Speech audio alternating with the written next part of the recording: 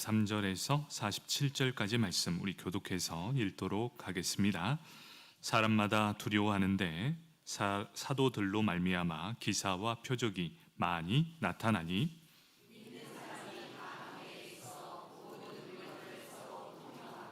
또 재산과 소유를 팔아 각 사람의 필요를 따라 나누어 주며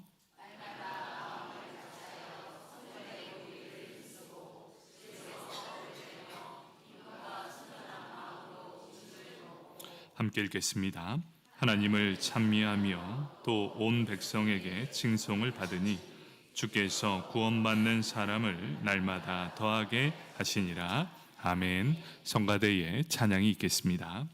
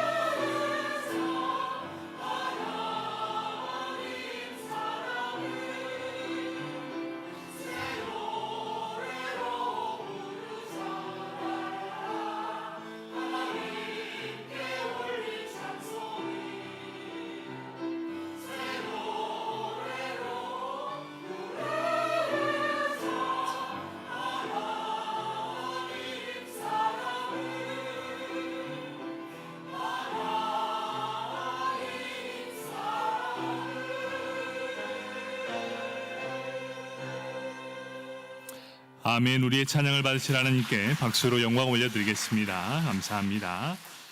우리 함께 사도행전 2장 43절에서 47절까지 말씀 교회의 참모습이라는 제목을 가지고 함께 은혜를 나누도록 하겠습니다. 우리 말씀을 듣기 전 옆 사람 바라보면서 인사하겠습니다. 사랑하고 축복합니다. 사랑하고 축복합니다. 교회는 이 두 가지만 하면 됩니다. 사랑과 축복만 하면 됩니다. 하나님을 뜨겁게 사랑하시고 내 곁에 있는 사람을 뜨겁게 사랑해 주십시오. 교회는 사랑이 흘러넘치는 곳이어야 합니다. 냉랭하면 절대로 안 됩니다. 사랑을 흘려보내는 곳, 바로 그곳에 하나님의 복이 임하게 될 것입니다. 여러분은 바로 축복의 통로들이십니다. 하나님의 사랑을 가지고 하나님을 뜨겁게 사랑하시고 또 내 곁에 있는 사람 정말 열정적으로 뜨겁게 사랑하시는 저와 여러분이 되길 축복합니다. 아멘. 오늘은 교회의 참 모습입니다. 교회의 참 모습을 회복하게 될 때 하나님은 어떻게 하십니까?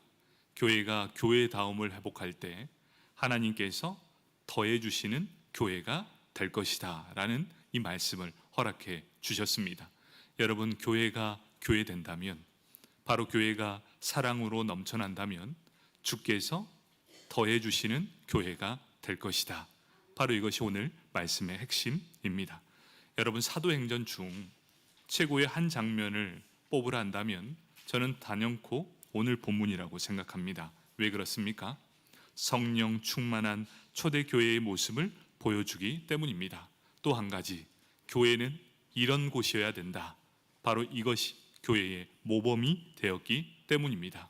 바로 교회는 이것으로부터 시작했고 앞으로의 교회가 이렇게 되길 원하는 마음에서 이 본문을 쓰게 되었습니다. 구약 성경 요엘서에서 예언한 성령의 역사가 실제로 임하게 되었습니다. 약속을 믿었던 120명의 성도가 바로 성령의 약속, 그 성령을 선물로 받게 되었습니다. 이제 성령 충만함을 입은 베드로 사도가 오순절 온 회중 앞에 일어나 설교하게 됩니다. 그 말씀을 듣고 3,000명이 회개함으로 세례를 받게 되므로 하나님 앞으로 돌아오는 역사가 일어나게 됩니다. 이로 인해 초대교회가 급성장하게 되는 계기를 마련하게 됩니다. 이들은 사도들의 가르침을 받습니다. 그리고 함께 모여 기도합니다. 그러면서 공동체 생활을 통해 예수님의 가르침을 삶으로 증명해 내게 됩니다. 오늘 본문은 오순절 성령 강림 사건 그리고 베드로 설교를 통해 초대교회로 불리는 이 예루살렘 교회가 시작됨을 보여주고 있습니다. 초대교회에 나타난 특징을 두 가지로 요약해 보면 이렇습니다. 첫 번째는 사도들에게 기사와 표적이 많이 나타났다. 그로 인해 성도들은 진심으로 하나님을 경외하게 되었다. 이것이 첫 번째입니다. 두 번째는 무엇입니까? 성도들이 자발적으로 자신의 재산과 소유를 팔아 모든 사람들의 필요를 따라 나눠주면서 그 사랑을 베풀었다. 이 두 가지 특징을 정리해 보면 이렇습니다. 교회는 하나님을 경외하는 것, 이것이 첫 번째요. 두 번째는 이웃사랑을 실천하는 공동체다. 이것을 보여주는 것이 오늘 말씀이라는 것입니다. 성도들이 성전에 모이기를 힘쓰고 기쁨의 교제가 활발하게 일어나게 되었습니다. 그리고 교회 밖으로는 어떻게 했습니까? 사람들에게 칭송을 받았다. 여러분, 여기에서 우리에게 보여주는 것이 무엇입니까? 교회의 모습 두 가지를 보여줍니다. 첫 번째, 모이기를 힘썼다. 이것이 첫 번째고, 두 번째는 흩어지기를 잘했다. 모이면 말씀을 듣고 기도했으며 흩어지면 하나님의 사랑을 그들에게 증거했다. 여러분, 교회는 그런 곳이어야 합니다. 모이기에 힘쓰며 그 사랑을 충만하게 받았다면 이제 어떻게 해야 됩니까? 나가서 그 사랑을 흘려보내야 한다. 모이기에 힘쓰고 흩어질 때, 기쁨으로 흩어질 때 바로 하나님의 영광이 드러나게 된다는 것입니다. 이렇게 살아갔는데 어떻게 합니까? 주께서 구원받는 영혼을 날마다 더하시게 하였다라고 말씀합니다.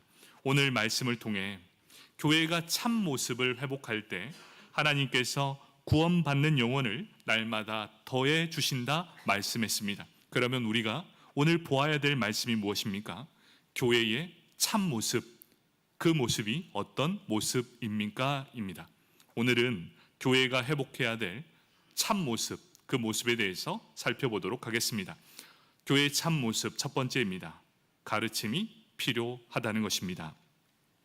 베드로의 설교로 3,000명이 더해지는 교회가 되었습니다. 그 교회에는 절대적으로 사도들의 가르침이 필요했습니다. 왜 그렇습니까? 구약 성경은 오실 예수 그리스도에 대한 말씀이었습니다.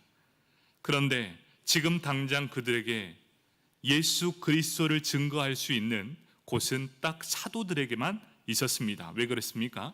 교회의 머리 대신, 그리고 신랑 되시는 예수 그리스도를 배울 수 있는 신약 성경이 없었기 때문입니다.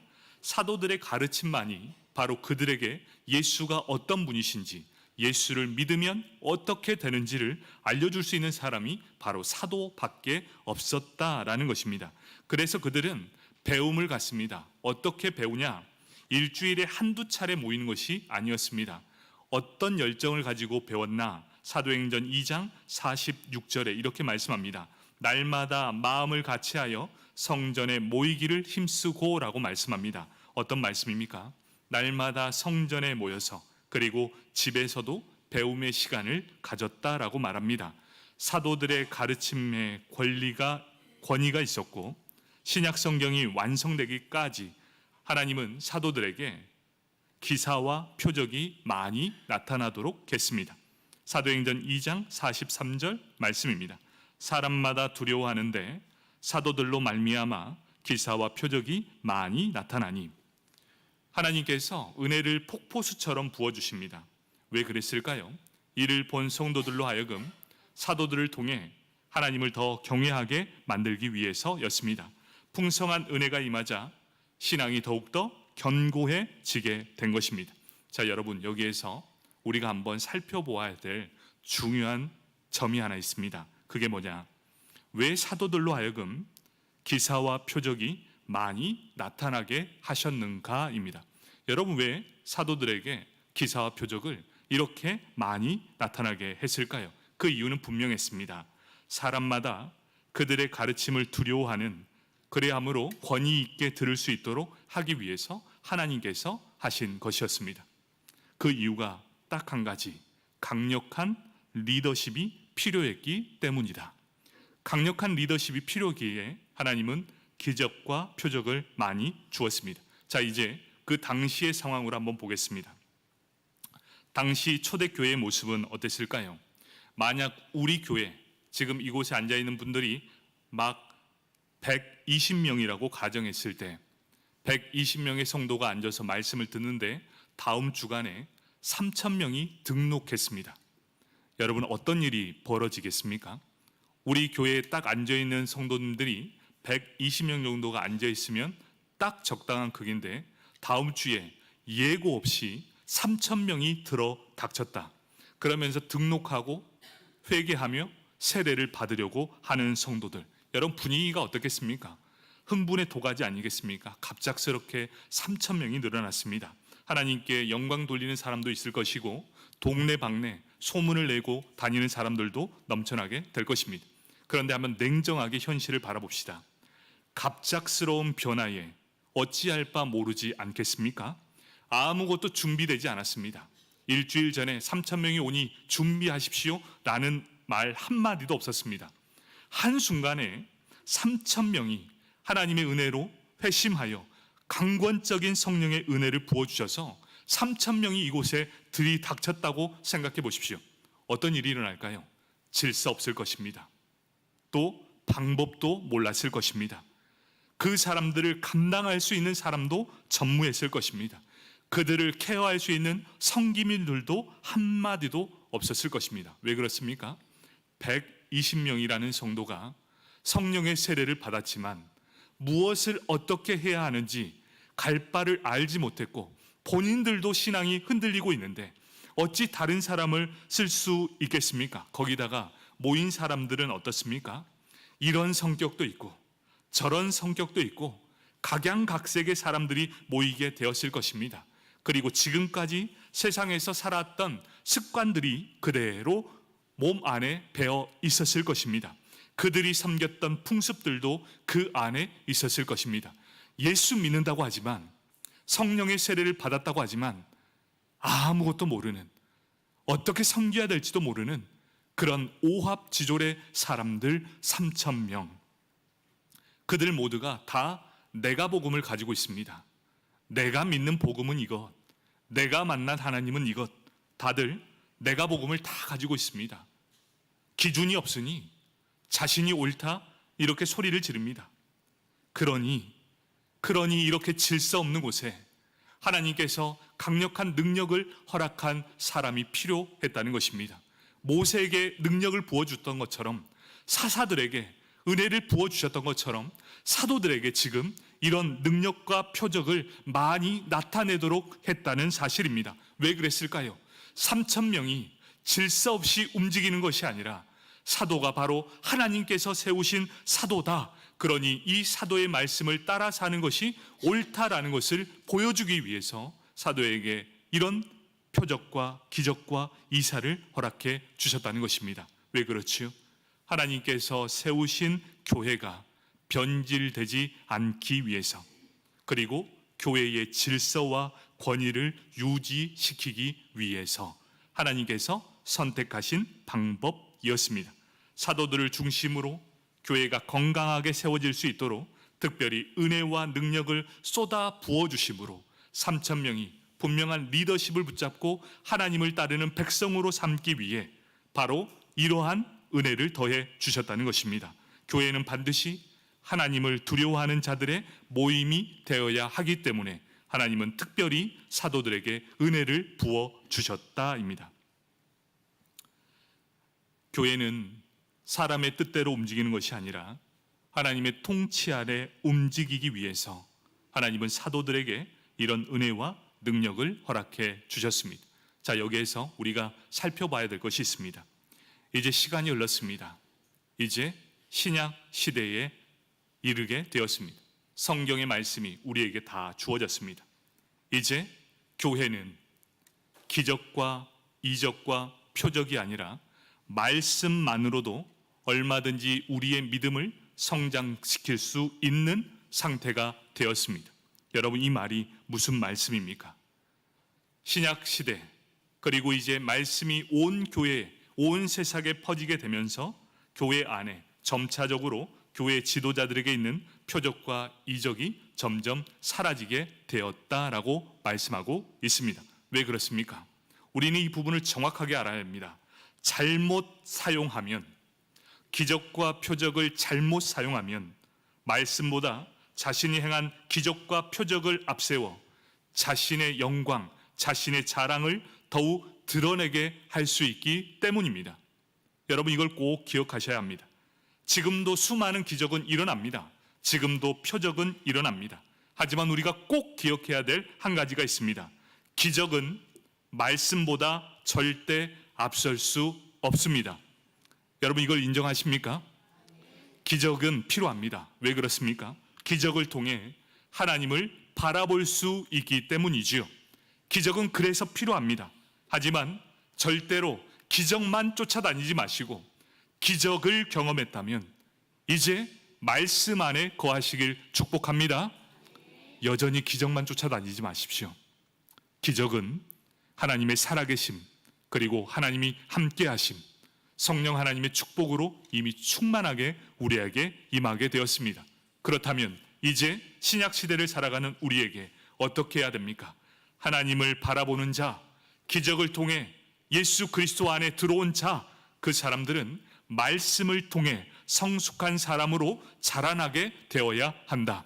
기적은 도구일 뿐이다. 그래서 믿음에 성숙한 사람은 절대로 기적을 자랑하지 않습니다. 여러분, 오히려 하나님을 자랑합니다. 오히려 말씀을 더욱더 깊이 묵상하고 말씀 안에 거합니다. 그리고 믿음이 성숙한 사람은 더욱 겸손해집니다.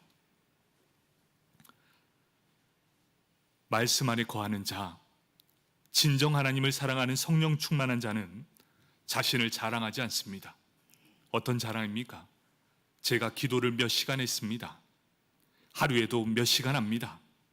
내가 일주일에 금식도 몇 번 합니다. 그리고 말씀을 제가 수백 번 읽었습니다. 여러분, 이것을 자랑하지 않습니다. 그러면 무엇을 자랑합니까? 자신의 삶의 열매를 통해 모든 사람을 감동시키고 감화시킨다는 것입니다. 한 절의 말씀을 삶으로 녹아냅니다. 하나님은 사랑이시라. 이 세상을 사랑하라. 그 한마디의 한 구절 말씀을 통해 이 세상을 사랑으로 품습니다. 그리고 겸손히 그 사랑으로 모든 세상을 사랑으로 감동시키게 됩니다. 그 감동을 받은 자들이 무엇을 느끼겠습니까? 하나님은 사랑이시구나를 느끼게 됩니다. 여러분, 기적 쫓지 마시고 말씀의 한 구절이라도 삶으로 살아내는 저와 여러분이 되길 축복합니다. 아멘. 지금 교회는 초대교회와 같은 기적과 표적이 눈에 보이지 않습니다. 그럼에도 불구하고 여전히 교회 안에 남아 있어야 하는 원리는 존재합니다. 그것이 무엇입니까? 교회는 하나님을 경외하는 곳, 거룩한 두려움을 가지고 있어야 한다. 하나님에 대한 두려움, 그리고 교회에 대한 두려움이 없다면 사람들은 교회에 와서 함부로 행동하게 될 것입니다. 여러분은 먼저 된 자들입니다. 여러분들을 통해 새 가족이 그대로 여러분들의 행동을 담게 될 것입니다. 예배 드리는 태도, 삶의 예배를 어떻게 드리는가, 새 가족들은 여러분의 모습을 다 보고 있습니다. 그러면서 생각합니다. 아, 지각해도 되는구나. 아, 떠들어도 되는구나. 아, 함부로 해도 되는구나. 여러분 다 보고 배웁니다. 그런데 여러분이 한번 잡아보십시오. 예배는 이렇게 드려야 합니다 라는 것을 딱 정해놓는다면 새 가족이 왔을 때 어떻게 예배를 드리는지 다 보고 배울 것입니다. 여러분, 말씀 듣기를 최우선으로 하시고 예배 사모하는 걸 최우선으로 두시고 찬양도 기도도 하나님 앞에 최선을 다해 드리시길 축복합니다. 하나님에 대한 두려움이 있다면 절대로 세상 사람들은 교회를 함부로 할 수 없게 될 것입니다. 여러분, 교회를 사랑하십시오. 그리고 하나님을 뜨겁게 사랑하십시오. 그렇다면 세상 사람들도 감히 교회를 함부로 할 수 없을 것입니다. 두 번째, 교회의 참 모습입니다. 어떤 모습입니까? 바로 교제입니다. 교제는 나눔이라는 뜻을 가지고 있습니다. 시간과 물질, 그리고 대화 등을 공유하고 삶을 함께 나누고 세워주고 격려하고 위로하고 붙들어주는 것을 의미하고 있습니다. 초대교회의 특징 중 하나는 바로 교제입니다. 사도행전 2장 42절 말씀, 서로 교제하고 라는 단어가 있습니다. 여러분, 교제에 앞서서 가장 중요한 앞에 서술어가 있습니다. 그게 뭡니까? 서로입니다. 일방적인 교제 말고, 일방적으로 받으려고만 하는 것 말고 서로 함께 교제하는 것. 여러분, 이것이 바로 교제의 첫 번째 조건입니다. 여러분, 사랑은 받아야 합니다. 우리가 교회에 처음 나올 때 왜 나왔습니까? 내 안에 해결되지 않는 갈급함이 있었고 내 안에 채워지지 않는 그 목마름이 있었기 때문에 이 자리에 나왔습니다. 물론 처음에 나왔을 때는 하나님의 말씀도 들려지지 않을 것이고 성령 하나님이 어떠한 분이신지도 알지 못할 뿐만 아니라 모든 단어와 언어가 내 귀에 들려지지 않을 것입니다. 그런데 교회에 계속 나오는 이유가 무엇인 줄 아십니까? 내 옆에 앉아서 나에게 사랑으로 품어주는, 내 옆에 사랑을 전해주는 사람이 있었기에 우리는 이 자리에서 예배를 드릴 수 있다는 것입니다. 맞습니다. 채워져야 합니다. 채워지고 채워져야 이 자리에서 은혜를 받을 수 있다는 것이지요. 그런데 제가 여러분에게 말씀드리고 싶은 것은, 받았다면, 여러분 그 사랑을 받았다면, 이제 여러분 충만히 채워졌다면 더 이상 주십시오, 달라가 아니라 이제 여러분 그 사랑을 흘려 보내라는 것이지요. 나 위에 다른 사람도 그 사랑을 받고 서로가 교제하는 복을 누리게 하라는 것, 바로 그것이 서로 교제함입니다. 두 번째는 어떻습니까? 장소를 서로 공유하게 됩니다. 사도행전 2장 44절, 믿는 사람이 다 함께 있어, 이렇게 말씀합니다. 여러분, 장소를 함께 공유한다는 것은 초대교회에 모이기가 참 힘들었습니다. 그런데 집집마다 돌아다니면서 어떻게 했을까요? 함께 먹을 것 있으면 나누어서 함께 먹고, 이 집 방문해서 함께 축복해주며 먹을 것을 즐기고, 여러분 구역 예배도 바로 그런 것입니다. 우리 집이 누추한데 어떨까요? 하나님은 절대 그런 거 보지 않습니다. 성도들도 마찬가지죠. 자신의 모든 상황을 오픈하고 그곳에서 함께 예배 드릴 수 있다. 바로 이것이 우리의 모든 마음을 공유하는 내용입니다. 그들은 물건을 서로 공유하게 됩니다. 44절 하반절, 모든 물건을 서로 통용하였다. 자신의 재산과 소유를 팔아 서로의 또 필요까지 채워주게 됩니다. 사도행전 2장 45절 말씀, 또 재산과 소유를 팔아 각 사람의 필요를 따라 나눠주며, 그들은 날마다 시간을 공유했습니다. 그리고 기쁨을 공유했고 순전한 마음으로 감정을 공유했으며 음식을 함께 나누는 이 공동체가 되었습니다. 사도행전 2장 46절, 날마다 마음을 같이하여 성전에 모이기를 힘쓰고 집에서 떡을 떼며 기쁨과 순전한 마음으로 음식을 먹고 라고 말씀합니다. 이 모든 교제가 어떻게 이루어졌습니까? 일방적으로 흘려보내는 이 교제가 아니라 서로가 서로에게 행하게 되었다. 여러분, 교회는 바로 이런 교제가 있어야 합니다. 서로 받기만 해서도 안 되고 서로 주기만 해서도 안 됩니다. 서로 주고받는 그런 믿음의 공동체, 이것이야말로 참 행복한 교회, 건강한 교회가 회복된다라는 것입니다. 여러분, 요즘 들어 참 장례식이 많았습니다. 그래서 저희가 장례식을 진행하는 중에 발인 예배와 하간 예배를 드리게 될 때 1시간 반 정도의 시간이 남아 있습니다. 그래서 식사를 마치고 자연스럽게 카페로 이동하게 되었습니다. 발인 예배를 드린 모든 성도님들이 한 10분 정도 모여 있는데 이제 카페로 이동하게 되었습니다. 이제 카페에 가는데 어떤 집사님이 커피를 쏘신다고 합니다. 참 좋더라고요. 그런데 좀 걱정이 되었습니다. 혹시 집사님, 저희가 부담 드린 것은 아닙니까? 라고 여쭙지요. 그런데 그 집사님이 기뻐하시면서 저에게 이런 대답을 해 주었습니다. 목사님, 제가 대접받고 싶어서 이렇게 합니다. 여러분, 이 말씀이 어떤 의미인지 아시겠습니까? 왜 이렇게 10명이나 되는 많은 사람들에게 커피를 대접합니까? 라고 물었던 이 질문에 그 집사님이 이렇게 대답했어요. 목사님, 제가 대접받고 싶어서 이렇게 남을 대접합니다. 엄청 기쁜 목소리로 얘기하시더라고요.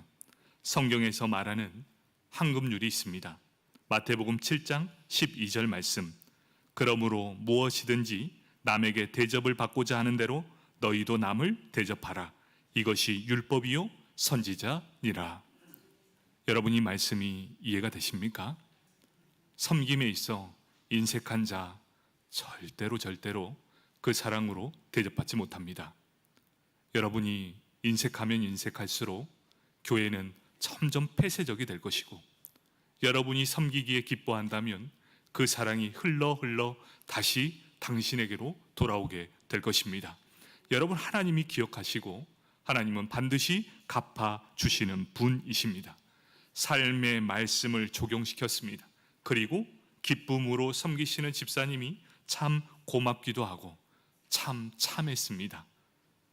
참 그 집사님과 하나님이 함께 하신다는 사실을 듣고 저도 기뻤고, 섬기는 자도 기쁘고 섬김을 받는 사람도 기뻤던 바로 교제가 있는 시간이었습니다.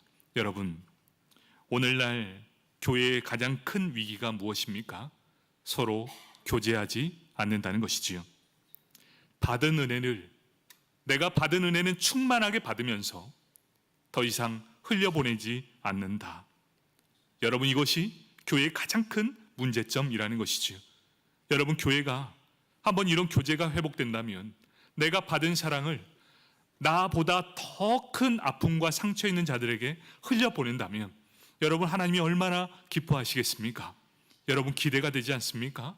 내가 받은 사랑을 다른 상처받는 이에게 흘려보낼 때 그냥 흘려보내는 것이 아니라 하나님께서 그것을 기억하여 주시고 다시금 나에게 돌려주신다. 여러분, 이것은 얼마나 큰 축복인지 모릅니다. 그래서 한국 교회의 가장 큰 문제점은 친한 사람들만 친하다. 이걸 조금 깨트렸으면 좋겠습니다. 본래 친분이 있던 사람들과 친한 것이 아니라 성도가 성도들의 모든 것을 다 관심을 품었으면 좋겠고, 그리고 더 큰 은혜가 무엇이냐면 우리 교회에 하나님이 은혜를 주셔서 매주마다 이렇게 새 가족이 등록하고 있습니다. 여러분, 제가 간절히 원하는 건 무엇이냐? 새 가족이 올 때 아는 체 좀 해주십시오. 식사하실 때도 새 가족이 앉아서 식사하시면 너무 잘 아십니다. 이 한마디가 얼마나 큽니까? 또 지나가다가 그 사람이 인사하지 않더라도 먼저 다가가서 저희 교회에 오셔서 너무 좋습니다, 이 한마디의 말을 해야 되지 않겠습니까? 여러분, 교회는 바로 이러한 사랑을 흘려보내야 그 사랑으로 열매를 맺게 된다는 것입니다. 아, 내가 기득권인데 네가 와? 절대 안 돼. 여러분, 이러면 교회 성장은 이루어지지 않습니다. 여러분, 우리가 함께 새 가족도 내 가족인 것처럼 받아들인다면 얼마나 하나님이 기뻐하시는 교회가 되겠습니까? 또 대접만 받지 마시고 제발 인색해 하지 마시고 여러분, 그 받은 사랑을 흘려 보내시길 축복합니다. 바로 우리 교회가 이런 교회 되길 원합니다. 서로 교제하고 삶의 대부분을 공유하며 깊은 교제가 있기를, 이 교제를 통해 서로가 서로를 함께 세워져 가는 교회, 섬김의 자리에 기꺼이 동참하는 그런 교회가 되길 축복합니다. 아멘. 교회의 참모습 세 번째는 기도와 찬미입니다. 사도행전 2장 42절 말씀 마지막에 이렇게 말씀합니다. 오로지 기도하기를 힘쓰니라. 바로 기도에 헌신했다라고 말씀하고 있습니다. 사도행전 2장 46절 날마다 마음을 같이하여 성전에 모이기를 힘쓰고라고 말합니다. 성전에서 유대인들은 세 차례 모이게 되었습니다. 성전 그 가까이 없을 때는 성전을 바라보며 시간을 정해 세 번씩 하나님 앞에 기도를 드렸습니다. 그런데 이제는 성전, 우리 성전에서 매일 세 차례 예배를 드립시다, 이렇게 하면서 기도하는 예식에 함께 참여하게 되었다는 것. 여러분, 교회는 기도하는 집이어야만 합니다. 여러분, 교회는 막연히 예배 드리러 오는 곳이 아니라 기도하는 처소입니다. 누가복음 19장 46절에 이렇게 말씀합니다. 그들에게 이르시되 기록된 바 내 집은 기도하는 집이 되리라 하였거늘. 사랑하는 성도 여러분, 우리 교회가 70여 년의 세월을 버티고 있었던 이유는 그 누군가의 기도의 끈이 끊어지지 않기 때문이었습니다. 대를 이어 기도의 이 끈이 끊이지 않았기에 지금 이곳에 교회가 든든히 세워져 가고 있다는 것입니다. 여러분, 이제 그 누군가는 이 기도의 바톤을 이어받아야 될 때입니다. 여러분에게 지금 당장 해야 될 것이 무엇인가요? 믿음의 이 어머니와 같은 기도의 불길이 이제 점점 끊어져 버린다면 교회는 힘을 잃어가게 될 것입니다. 왜 그렇습니까? 기도가 살아있는 교회는 건강한 교회가 되기 때문입니다. 왜냐?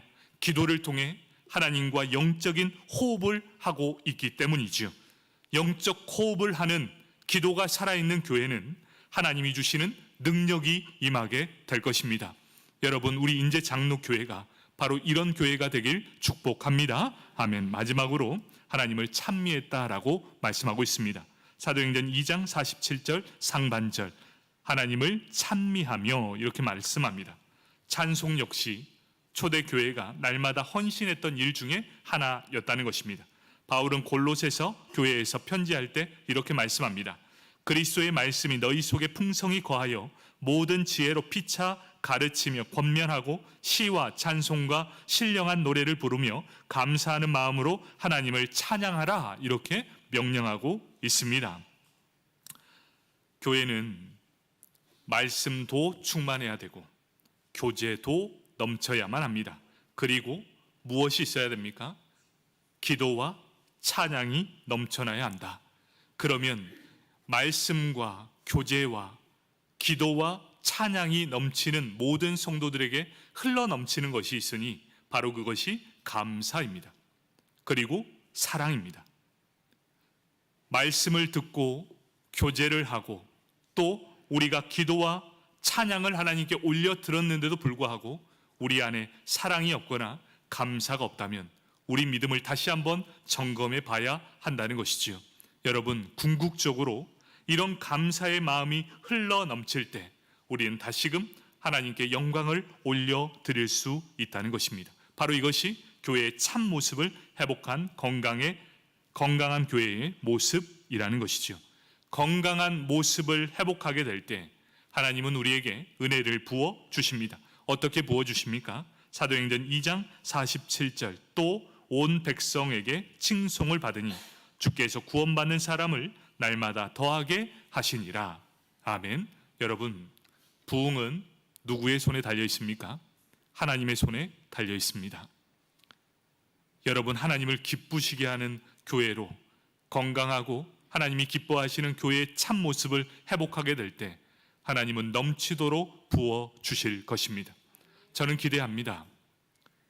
우리 교회가 지금 딱 초대교회처럼 120명 정도가 지금 앉아 계시는데, 저는 여기에 앉아 예배 드리는 모든 성도님들이 당장에 다음 주에 3,000명의 그 크신 은혜로 성도가 부어지더라도 그것을 잘 감당할 수 있기를 축복합니다. 여러분, 감당할 수 있겠습니까? 한 2,000명만 할까요? 저는 믿고 있는 게 뭔지 아십니까? 우리가 믿음 안에서 모든 사람들을 감당할 수 있을 만큼 건강하고 튼튼한 교회가 될 때 하나님은 부어주실 은혜가 얼마나 큰가를 알 수 있습니다. 여러분이 준비되고 제가 지역을 섬길 마음이 있다면, 여러분 이것이 한 마음 한 뜻 된다면 하나님께서 넘치도록 부어주실 것입니다. 여러분이 건강하게 말씀 안에서 단단해지시고 또 성령 안에서 충만함을 입어 하나님께서 부어주시는 그런 귀한 교회, 우리 교회 되길 축복합니다.